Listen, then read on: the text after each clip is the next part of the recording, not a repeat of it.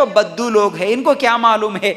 वो क्या किया, रुस्तुम अपना जो दरबार था उसे ऐसा सजा के रख दिया और ऐसी ऐसी महंगी कालीन बिछा के रख दिया कि ये चमक दमक देखते ही वो जो आने वाले लोग हैं, यानी सहाबा जो आने वाले हैं, वो डर जाएं और वो घबरा जाएं, अरे इतने ज़्यादा मालदार लोग हैं। और सहाबा कभी ऐसी चीज़ें देखी ही नहीं थी, जैसे उनका दरबार उसने सजाया, ऐसा दरबार कभी सहाबा ज़िंदगी में देखे ही नहीं थे। वो इस नियत से सजाया कि खाली मेरा दरबार देख के ये लोग घबरा जाना, ये लोग कैसे लोग हैं, कैसे ताकतवर होंगे, ये सोच के डर जाना, ये सोच के महंगी कालीनें बिछा दिया, पूरे दरबार को सजा दिया।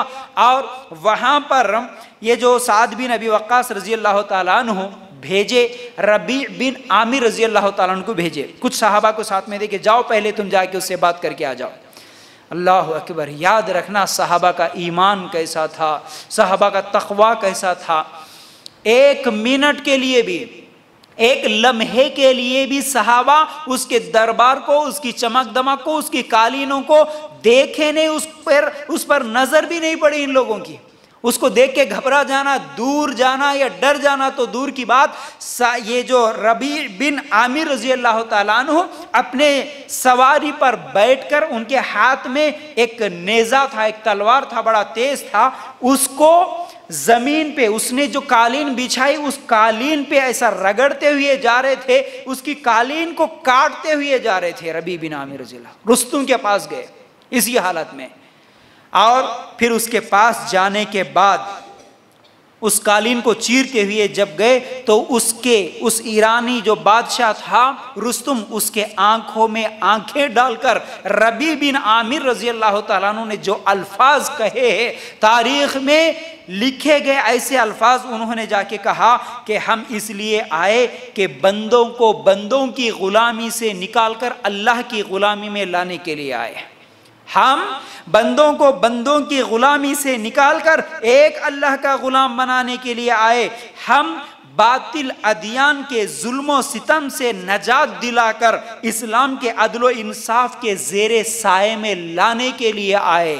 फिर इसी तरह दुनिया की तंगियों से निकालकर आखिरत की वुसअत में लाने के लिए हम लोग आए। ये पैगाम लेके हम तुम्हारे पास आए।